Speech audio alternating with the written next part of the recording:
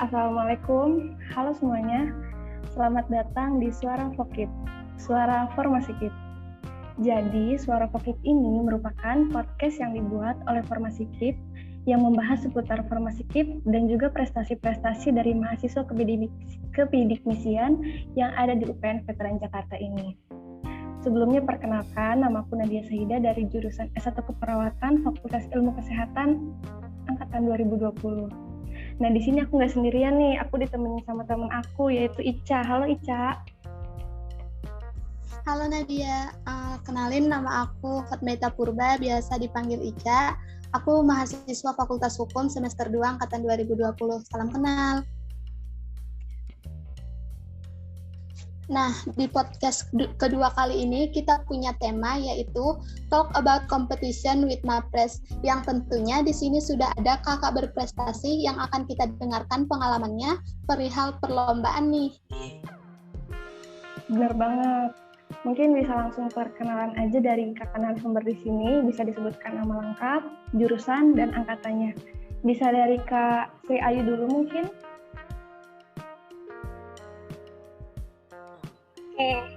Ya, salam kenal buat Nadia sama Ica juga. Teman-teman kenalin, nama aku Sri Ayu Sakira, biasa dipanggil Ayu, dari jurusan S1 Keperawatan, Fakultas Ilmu Kesehatan, angkatan 2018.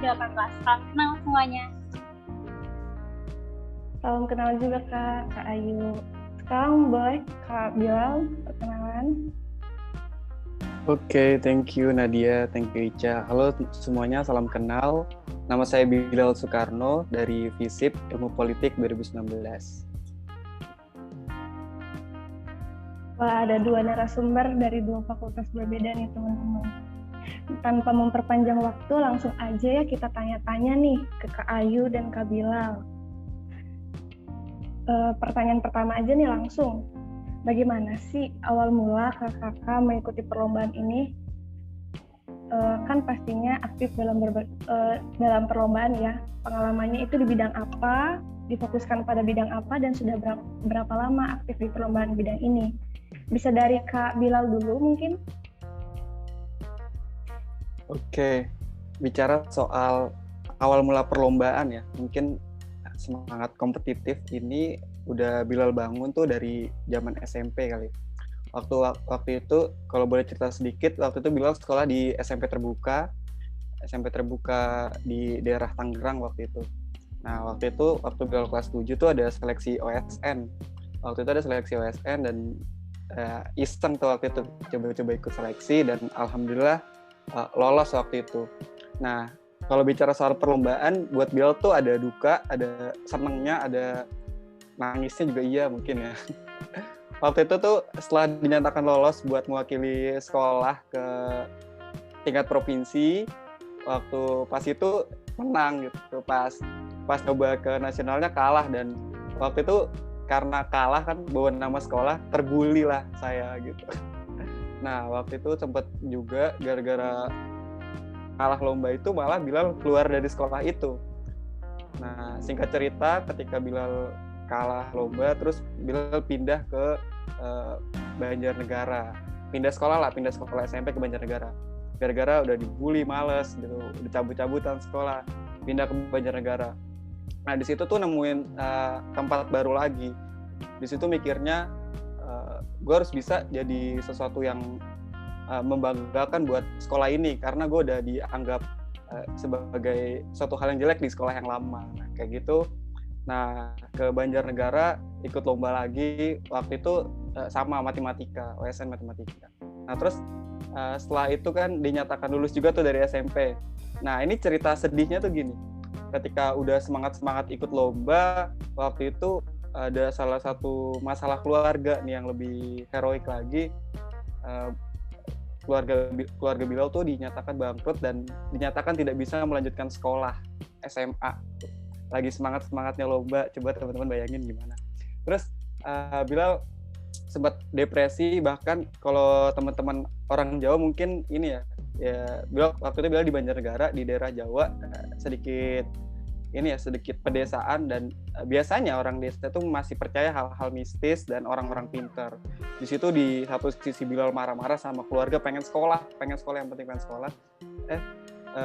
Mama bilang ke salah satu orang pintar di sana, suruh bilang gini ke Bilal, tolong pokoknya bilangnya gini, Mbah itu bilang gini, Bilal, kamu udah nggak bakal bisa sekolah lagi, kamu udah sekolahnya cuma sampai SMP aja. Di situ stres gila, nggak tahu lagi, kabur mungkin ya, kabur-kaburan, dan nunda 1 tahun sekolah, kerja di Cikarang di bengkel mobil. Itu masih semangat sebenarnya, lagi semangat ikut lomba, terus tapi malah gagal sekolah gitu kan, nunda 1 tahun. Pas lagi kerja tuh ketemu salah satu orang namanya Peteguh, dia punya sekolahan namanya SMK Sekolah Bilal. Nah, waktu itu Bilal ngobrol tentang bagaimana biar bisa sekolah di sekolahnya dia ngasih salah satu penawaran menarik ya. Bilal boleh sekolah di dia gratis, tapi dengan catatan Bilal harus memberikan yang terbaik buat sekolah itu. Oke, Bilal terima tantangannya dia, dan alhamdulillah Bilal bisa memberikan yang terbaik dengan torehan, kalau nggak salah, kalau dihitung dari masa SMK itu 25 hasil kejuaraan lah di bidang pencaksilat sama lomba debat gitu buat sekolah itu. Nah, mulainya sih kayak gitu sih. Wah, mantap banget ceritanya. Berarti Kak Bila lebih fokus di pencaksilat dan debat ya, Kak? Nah, itu beda lagi. Kalau misal itu ceritanya SMA. Nah, kalau misalkan kuliahnya itu dimulai, kita udah beda nih kan. Kuliah, Bilal masuk kuliah 2019 tuh lagi lagi baru masuk, terus pandemi 2020, otomatis pencaksilat udah nggak ada.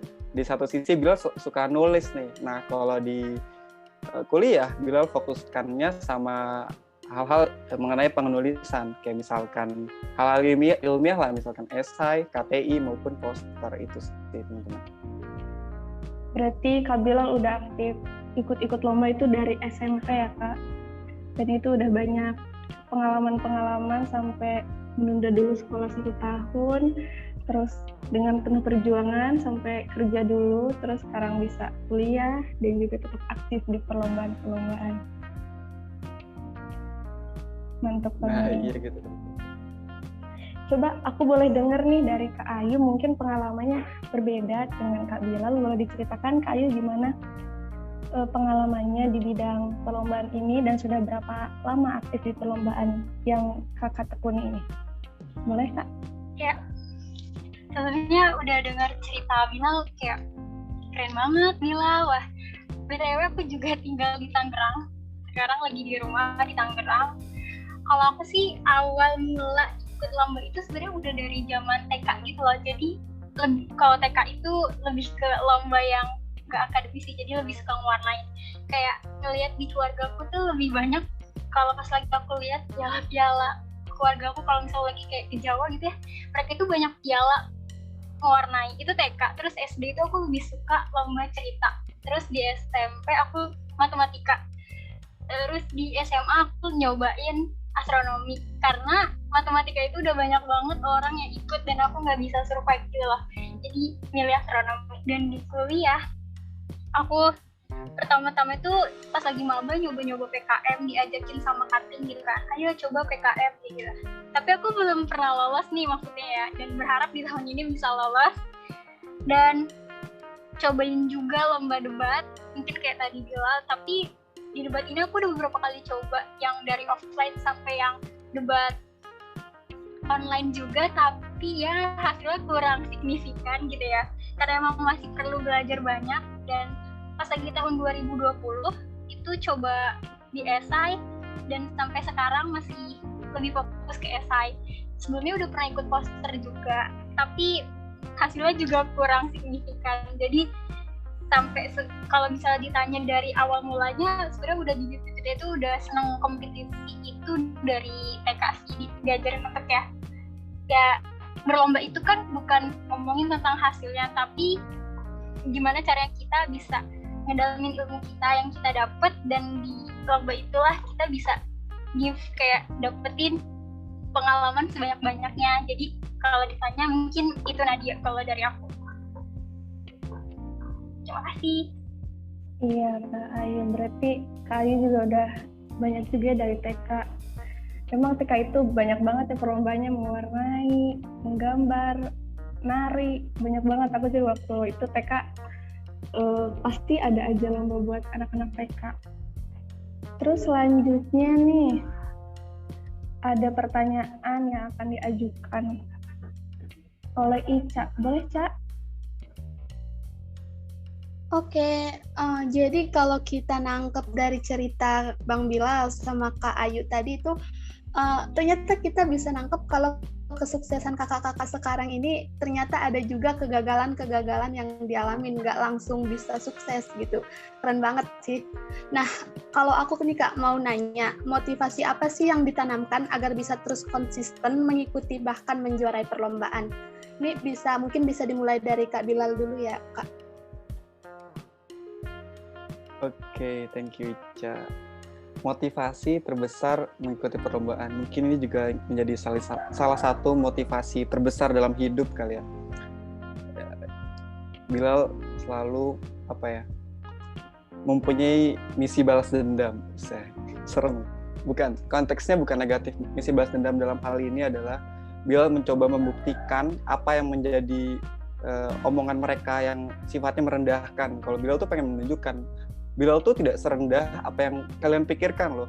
Mungkin teman-teman tadi udah dengar cerita pertama ketika ada orang, dia coba bilang, Bilal orang Jawa pasti selalu nurut orang tua, apalagi yang dituakan di sini. Bilang seperti itu, saya akan gagal dan tidak akan melanjutkan sekolah adalah salah satu pukulan terberat dalam hidup, dan Bilal pengen coba buktikan sama mereka, ini loh Bilal Soekarno yang kamu rendahkan, saya bisa sampai titik ini. Nah itu, saya pengen motivasi saya adalah saya pengen bilang itu di depan orang-orang yang merendahkan saya.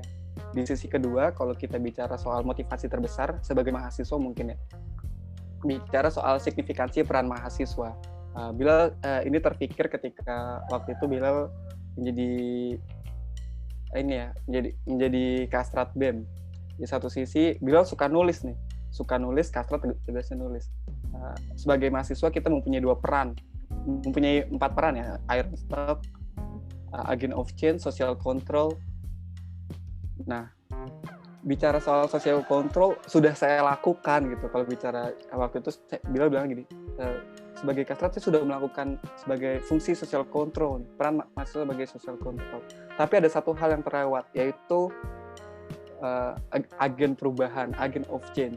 Nah, lomba ini Bilal jadikan sebagai laboratorium berpikir. Ketika Bilal punya gagasan, Bilal coba nulis dan Bilal masukin perlombaan supaya gagasan Bilal ini diuji di laboratorium di perlombaan itu. Kira-kira ide Bilal tuh atau gagasan Bilal tuh layak atau tidak sebelum nantinya benar-benar direalisasikan di masyarakat gitu sih. Kalau misalkan bicara soal motivasi, balik lagi peran kita sebagai mahasiswa tuh apa itu teman-teman.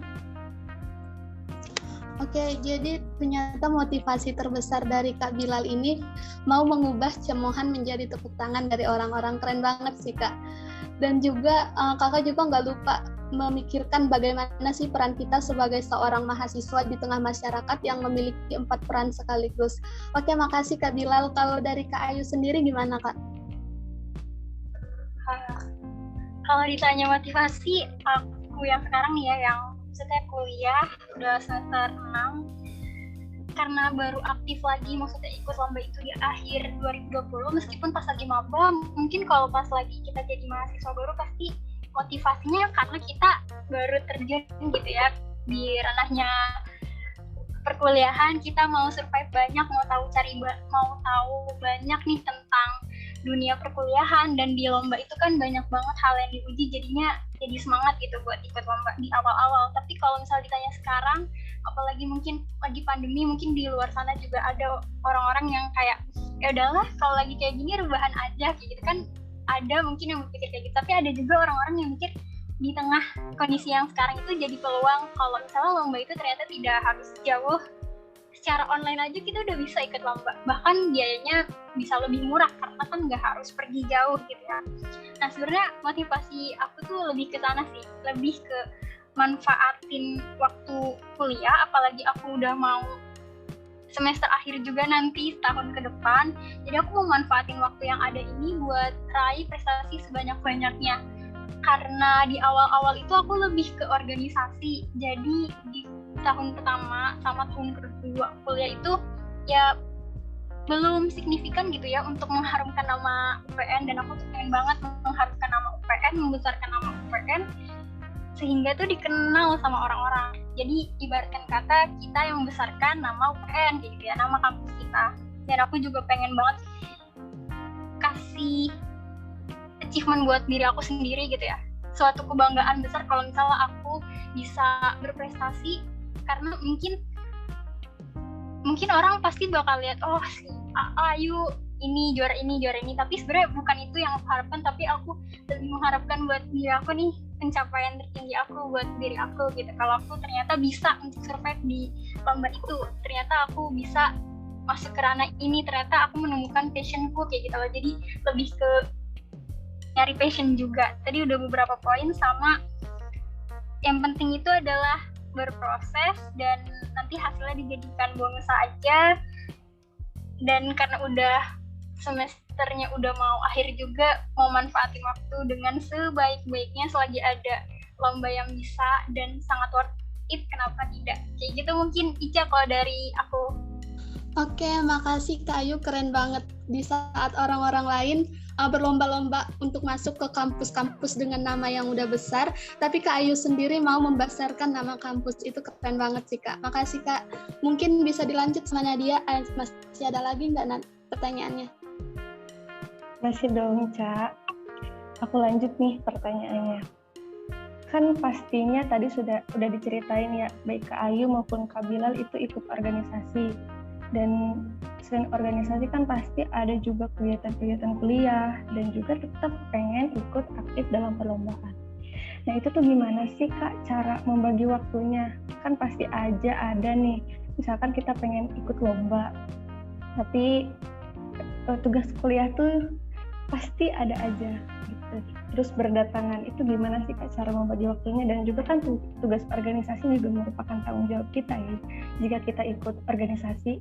Mungkin boleh dari Kak Ayu diceritakan. Ya, terima kasih Nadia pertanyaannya. Mungkin kalau ditanya, kayaknya hampir kebanyakan kalau ngomongin ini tuh lomba pasti nanya juga tentang manajemen waktu. Ya karena kita kan mahasiswa ya, tugas kita yang utama itu ya belajar sebagai mahasiswa.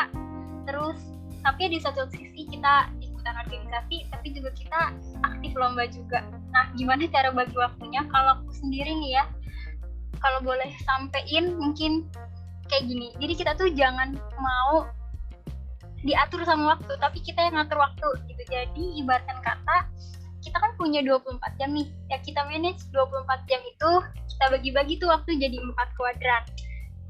4 kuadran itu jadi kayak yang kita pilih mana nih di hari itu, yang penting itu apa? Penting tapi prioritas tapi penting, ada yang tidak prioritas tapi penting, pokoknya itu sampai 4 kuadran, sampai yang tidak penting dan tidak prioritas itu harus di manage setiap. Jadi kalau misalnya malam minggu misalnya ya, biasanya minggu malam atau malam minggu bolehlah udah mulai tuh kita nyusun jadwal dalam seminggu gitu, di manage waktunya. Nanti kalau misalnya di tanggal segini tuh ternyata udah janji ini sama organisasi, ada proker ini jam sekian kayak gitu. Terus atau kita udah lihat nih ada lomba di Instagram yang kayaknya worth it untuk diikutin, akhirnya mau ikut. Terus tanggal waktu buat submit esainya misal tanggal 26. Nah kita udah nge-range juga tuh untuk memulai ngeset kita bikin karya tuh dari kapan, cari jurnal dari kapan kayak gitu. Nah jadi kita tuh jangan mau waktu yang ngatur kita, tapi kita yang ngatur waktunya gitu. Dan kalau misalnya nih tiba-tiba kita udah lagi ngeset ada program ini, tapi ada juga yang nggak bisa ditinggalin dalam tadi 3 itu, jadi kayak kuliah sama organisasi sama lomba itu semuanya kayak bertubrukan, ya udah balik lagi ke kuadran itu, prioritasnya yang mana, yang penting yang mana. yang diutamakan sama teman-teman tuh yang mana gitu. Jadi kalau mau ditanya bagi-bagi waktunya buat organisasi, kuliah sama lomba itu yang kayak gimana, kalau aku sih pakai prinsip tadi. Dan jangan lupa untuk ditulis ya, kalau aku sih suka lupa ya kalau nggak ditulis. Meskipun mungkin ada juga nulisnya pakai sticky note atau nulisnya di HP, di kalender, dimanapun itu boleh dicoba sih sama teman-teman. Yang penting teman-teman udah tahu ngeset waktunya yang terbaik buat teman-teman. Kalau dari aku sih mungkin itu aja. Itu Nat.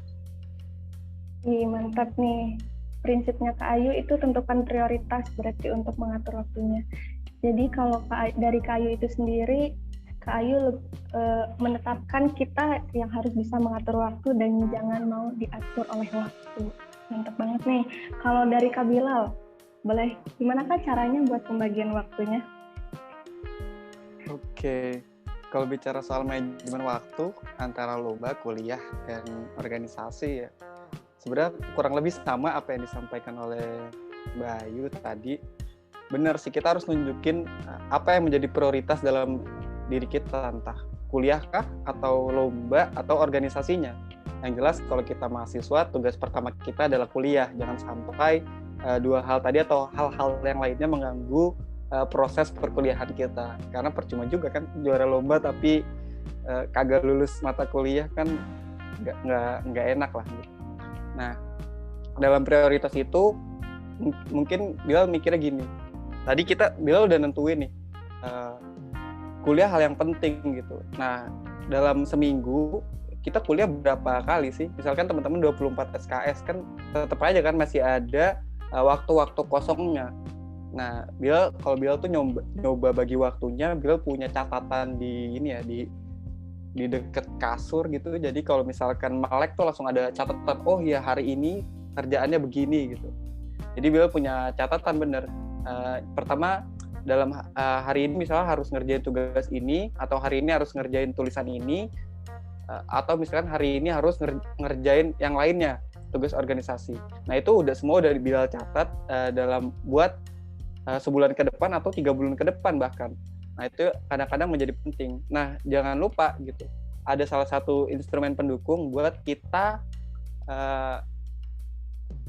misalkan ada hal yang bentrok gitu antara kuliah, lomba, dan organisasi. Kalau misalkan hari ini ada jadwal lomba, presentasi lomba, tapi ada tugas kuliah gitu. Nah ini yang menjadi catatan teman adalah bagaimana kita mencoba dekat dengan dosen kita gitu. Bilal sering banget ya karena udah deket sama dosen, jadi izin tuh enak aja gitu. Pak saya izin ada ini. Nah itu menjadi salah satu pendukung banget. Bahkan kadang-kadang dia menjadi support system kita buat ikut lomba juga gitu. Kadang-kadang nih ada banyak dosen yang ketika mahasiswanya lomba atau menang, itu kadang-kadang gini, udah nggak apa-apa kamu nggak usah ikut kuliah saya ke depan, udah saya kasih nilai. Nah itu kan jadi pertama jadi support system, udah ngurangin beban jadwal, terus ya kita jadi senang kan ya ikut lomba, harusnya tugas gimana, malah dibebasin tugasnya. Itu menjadi catatan senang juga sih kayak gitu. Terus kalau bicara soal ini ya, nanti terbengkalai nggak gitu, ada yang satu yang ditinggalkan nggak, ya jangan sampai ada hal yang ditinggalkan. Kalau bicara soal organisasi bisa dibilang ke belakang juga enggak gitu. Organisasi adalah ketika kita masuk organisasi ada komitmen kita di sana bahwa kita harus mengerjakan suatu tugas. Nah dalam prinsip Bilal, tugas adalah prioritas gitu. Nah jadi tadi pertama tugas Bilal sebagai mahasiswa dan tugas-tugas yang menjadi prioritas lainnya yang Bilal jalankan lebih dahulu. Terus ada catatan penting yang Bilal selalu lihat tiap hari buat patokan kerja dari hari ke harinya. Itu sih tuh. Oh gitu, berarti hampir kakak ini tetap menerapkan to-do list ya biar terencana apa yang akan dilakukan. Bagus banget manajemennya ya. Lalu selanjutnya ada yang mau ditanyain lagi nih, Cak? Apa, Cak? Ada dong, tapi sebelum itu aku pengen ngasih plus banget sama kakak-kakaknya karena pembagian waktunya ini yang nggak bisa aku duga-duga sebelumnya. Jadi kayak, wih keren banget, jadi pengen ngikut gitu. Nah, oke, kita masuk ke pertanyaan selanjutnya ya, Kak. Ini pertanyaan aku, menurut kakak, apa sih pentingnya dan apa sih manfaat yang didapat ketika aktif mengikuti perlombaan? Mungkin bisa dimulai dari Kak Bilal dulu. Oke. Bicara tentang pentingnya atau manfaat ketika kita mengikuti perlombaan. Yang pertama, tadi udah disinggung sama Kayu, lomba ini menjadi salah satu nilai tambah kita ya. Pertama, numbuhin jiwa kompetitif. Kita bicara soal ini, berapa ratus ribu lulusan sarjana ketika teman-teman lulus, berapa ratus ribu angkatan teman-teman ketika teman-teman diwisudakan gitu. Nah, lomba ini menjadi salah satu nilai tambah teman-teman ketika teman-teman berhasil menjuarai suatu perlombaan. Artinya teman-teman berada selangkah lebih maju dari lulusan-lulusan yang lainnya. Terus kalau kita bicara soal rekrutmen perusahaan, kita bicara soal penerimaan beasiswa. Rata-rata teman-teman yang pernah atau berhasil menjuarai perlombaan menjadi salah satu nilai tambah, nilai jual teman-teman itu di sana gitu. Nah, yang pertama, yang kedua, kalau manfaat dari Bilal jurusannya ilmu politik gitu. Kadang-kadang kita hanya belajar teori, merealisasikan di mana? Ya di perlombaan gitu. Yang tadi Bilal bilang di awal, itu laboratorium. Lomba itu laboratorium, jadi kita manfaatkanlah laboratorium itu supaya gagasan kita diterima. Kadang-kadang kan kalau kita bicara soal perlombaan KTI misalnya, KTI ketika teman-teman berhasil menjuarai lomba, ada beberapa penyelenggara yang nantinya tulisan teman-teman bakal dipublikasi jurnal gitu. Nah, teman-teman harus tahu publikasi jurnal itu kalau tidak didanai itu cukup mahal gitu. Jadi Bilal mencoba memanfaatkan lomba sebagai sarana publikasi jurnal juga gitu supaya di satu sisi mengurangi biaya, terus nilai jual kita ada di sana itu sih. Oke, berarti dari Kak Bilal kayak gitu, misalnya nulis KTI atau apa, dan kita punya gagasan itu nggak cukup cuman kita pikirkan aja, tapi harus dituangkan. Dan selain manfaatnya menambah nilai jual kita, gagasan atau ide kita bisa diterima juga di masyarakat luas gitu. Oke, makasih Kak. Kalau dari Kak Ayu gimana nih Kak? Ya, kalau ditanya aja tentang pentingnya dan manfaat ikut lomba itu mungkin banyak banget ya, banyak banget. Dari yang pertama, aku tuh sadar setelah ikut lomba bahwa ternyata banyak banget ya orang-orang hebat di luar sana. Bahkan di sini ada Bilal yang udah banyak menangin achievement tadi. Ini mungkin ini dalam ranah UPN gitu ya. Gimana coba kalau kita ngelihat dari sudut pandang tadi di Indonesia, bayangin berapa banyak orang hebat di luar sana yang mungkin kalau di kompetisi kita tuh baru bisa ketemu mereka ya di kompetisi gitu. Kayak kemarin tadi barusan banget jam berapa ya, jam 8 itu aku habis presentasi lomba. Dan aku tuh sadar gitu, semakin kesini semakin sering ikut itu jadi kayak, wah ini ternyata anak-anak keperawatan di luar itu keren-keren ya. Apalagi ketika menyampaikan ide, dan idenya itu kayak gak kebayang gitu sebelumnya sama aku gitu. Jadi kayak nambah ilmu gitu kan, terus bisa kenalan sama orang juga di luar dari UPN, teman-teman keperawatan lainnya mungkin ketika lombanya itu yang lebih ke keperawatan ya, kalau aku karena jurusan aku keperawatan gitu. Jadi kayak sadar gitu kalau misalnya banyak banget orang hebat di luar sana. Itu yang pertama. Yang kedua, dari ikut lomba itu aku bisa sharing, salah satunya di sini yang sebelumnya nggak pernah aku duga. Awalnya tuh aku coba bilang kayak, aku pengen banget nih kayak bisa dikasih kesempatan buat berbagi gitu ya. Itu impian aku pas lagi SMA, aku dulu madrasah aliyah. Terus baru bisa kerealisasinya sekarang setelah ikut lomba. Ternyata lomba itulah yang membawa aku di sini sekarang bisa ngomong ya di hadapan, meskipun gak ada orang ya, maksudnya ya mendengarkan gitu lah, teman-teman mendengarkan suara aku gitu untuk berbagi. Itu juga jadi salah satu manfaat benefit yang aku terima setelah aku ikut lomba. Terus yang ketiga, untuk diri aku sendiri itu aku merasa bahwa dengan lomba aku tuh semakin termotivasi gitu. Nggak tahu kenapa aku jadi kayak ngerasa kalau misal aku nih ikut lomba terus belum berhasil lah, taruhlah aku juga beberapa kali ikut lomba dan tidak berhasil atau belum berhasil itu, ya aku jadi kayak ngerasa harus coba lagi gitu. Jadi jiwa kompetitifnya semakin tinggi gitu ya. Jadi ngerasa kalau misal pun belum berhasil ya harus dicoba lagi. Masih ada kesempatan dan masih banyak banget peluang untuk itu gitu. Dan tapi dengan maksud bukan untuk kejar-kejaran. Kan ada mungkin orang-orang kayak ngelihat orang ini dia berhasil juara akhirnya kayak pengen ikutan lomba gitu dengan tidak maksud seperti itu, yang mana pasti setiap orang itu punya on the track-nya masing-masing. Kalau misalnya kita ngelihat orang iri untuk, maksudnya irinya lebih ke yang mau juga ikutan lomba, itu bagus, tapi bukan untuk ke arah yang kejar-kejaran ya. Tapi setiap orang ya mau ditekenin lagi sih kalau udah punya on the track-nya masing-masing, tinggal gimana kitanya aja mau mulainya kapan gitu. Mungkin itu dari aku. Oke Kak Ayu, bener banget sih Kak. Semakin kita melihat dunia luar, kita semakin sadar kalau kita itu nggak ada apa-apanya. Bagus banget Kak, makasih Kak Ayu. Mungkin Nadia masih ada pertanyaan nggak Nat buat kakak-kakaknya yang hebat-hebat banget?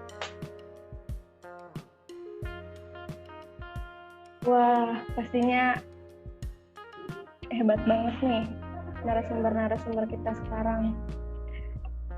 Tapi karena berhubung waktu kita sebentar lagi akan berakhir, maka aku untuk penutup, aku mau meminta kakak narasumber ini untuk memberikan saran buat para pendengar podcast kita nih, agar selalu percaya diri dalam mengikuti setiap perlombaan. Kan kadang tuh kalau misalkan mau ikut lomba, sebenarnya pengen ikut lomba, cuman nggak pede karena takut kalah. Aku bisa nulis ini, cuman aku takut gini, jadi banyak takutnya. Tapi sebenarnya mau.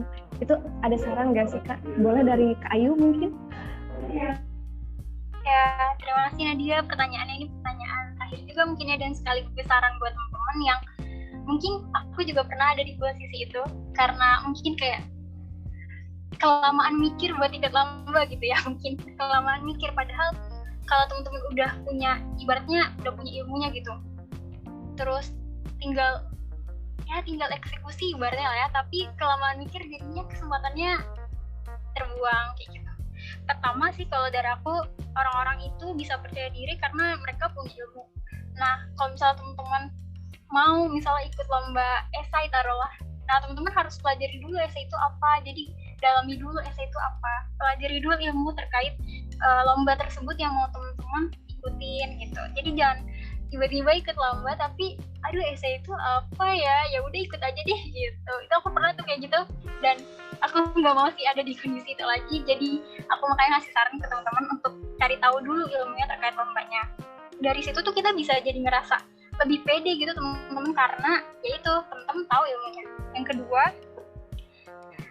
kunci pede juga kalau misalnya nih dari lomba tersebut masih bingung, itu langsung aja tanyain ke panitianya, jangan sungkan dan ragu gitu untuk bertanya. Ntar bilangin nggak enak sama panitianya, nanti dikira banyak tanya lagi, nggak kayak gitu ya maksudnya. Jadi biar nanti pas lagi presentasi ataupun pada saat lomba itu lebih pede ya teman-teman, kalau misalnya ada yang bingung langsung ditanyain aja gitu ya. Terus yang ketiga, yang dasar juga, teman-teman harus yakin kalau teman-teman itu punya kelebihan. Namanya manusia, punya kelebihan, punya kekurangan. Nah teman-teman tonjolin di kelebihannya. Apalagi untuk beberapa lomba itu kan ada lebih kayak, kalau debat lebih ke ini ya, ngomong gitu ya, public speaking-nya. Nah teman-teman udah sadari itu, kalau misalnya teman-teman lebih suka ngomong, ya bisa banget tuh dicoba lomba debat, karena teman-teman yakin kalau misalnya teman-teman ini lebih pede di situ, lebih pede ngomong gitu kan. Jadi udah tahu nih kelebihannya apa, sehingga muncullah si pede ini.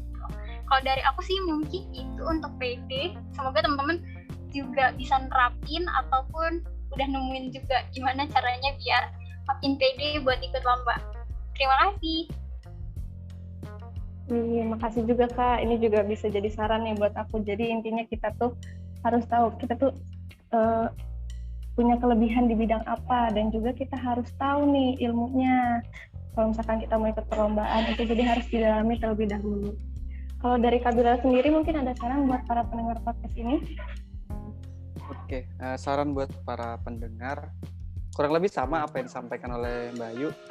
Setiap orang mempunyai sisi emasnya masing-masing.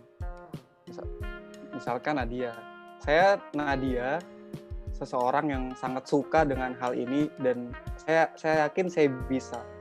Nah, teman-teman harus mencari teman-teman itu siapa gitu. Ketika teman-teman sudah menemukan jati diri teman-teman atau kesukaan teman-teman, saya yakin pasti teman-teman bakal senang ngejalanin prosesnya gitu. Nah, terus bicara soal proses, emang proses tuh nggak cepat ya, nggak ada yang instan gitu. Nah, teman-teman coba tekuni itu, coba bener apa kata Bayu, kita cari ilmunya, kita gali sejauh mana sehingga kita mencapai ke titik ideal apa yang kita sukai tadi gitu. Setelah kita kenal, kita gali ilmunya, ketika kita udah suka, udah kenal, udah bisa, baru kita kompetisikan. Kira-kira, nah pas kompetisi juga targetnya bukan langsung menang gitu. Itu masih ada sebuah proses yang panjang gitu, sampai nanti ketika teman-teman mengikuti lomba, teman-teman udah pede banget nih. Nah itu pasti sih. Awal mulai juga pasti kita kan ngerasa amatir dulu kan, asing ini apa nih gitu. Nah setelah beberapa lama, saya yakin pasti teman-teman akan dengan sendirinya percaya diri, langsung apply lomba gitu. Ketika teman-teman udah mengenal diri teman-teman tadi. Jangan sampai teman-teman sukanya renang gitu, teman-teman ikut lombanya bulu tangkis gitu kan. Atau ternyata bakatnya bakat tinju, teman-teman malah ikutnya lomba menulis gitu. Nah itu kan nggak salah, tapi teman-teman mau belajar sampai sana atau enggak gitu. Teman-teman bosan nggak belajar sampai sana? Kan gitu. Kita harus bicara soal apa yang menjadi faktor emas dalam diri kita cari dulu. Itu sih teman-teman. Bener banget Kak bilang. Berarti semua proses itu gak ada yang instan ya. Harus dari awal dulu kita kenali dulu apa yang kita miliki gitu. Dan juga pastinya harus tetap ada kemauan dari diri kita. Nah, gimana nih Ca? Kalau dari aku nih, abis denger motivasi dari kakak-kakaknya ini, jadi termotivasi banget, dan semoga teman-teman yang mendengarkan podcast kita kali ini bisa ikutan termotivasi dan mungkin mau mengikuti berbagai lomba dan bisa mengenali dirinya lebih baik lagi. Gitu sih kalau dari aku. Gimana Nat? Amin, semoga termotivasi dari mendengarkan podcast terkait perlombaan ini. Dan karena durasi kita sebentar lagi akan berakhir, kita tutup saja ya podcast kedua ini yang bertemakan Talk About Competition with MAPRES. Makasih banyak buat Kak Bilal dan Kak Ayu yang udah menyempatkan hadir sebagai pembicara dalam podcast kali ini, meskipun maaf banget ganggu waktu weekend-nya, harus mengisi di acara kami. Semoga kita bisa berbincang-bincang lagi di lain waktu ya Kak. Oke, terima kasih banyak Nadia, Ica, Mbak Ayu. Ya, salam kenal juga dan terima kasih ya buat kesempatannya. Iya Kak, sama-sama. Dan juga kami ucapkan makasih kepada pendengar setia Suara Vokif dimanapun kalian berada. Aku tutup dengan wassalamualaikum warahmatullahi wabarakatuh. Terima kasih. Terima kasih teman.